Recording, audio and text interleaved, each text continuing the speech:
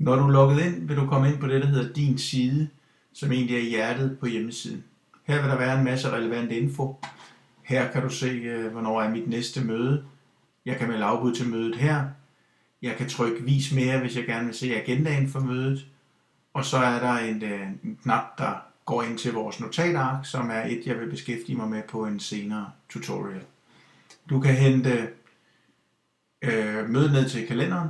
Du kan trykke medlemmer, så kan du se, hvem der er med i din gruppe, deres kontaktdata osv. Hernede kan du trykke se dit team, opret teammøde, og nederst kan du så trykke statistik, og så kan du se din fremmødeprocent over de sidste 12 måneder. Nederst er der 4 grønne knapper.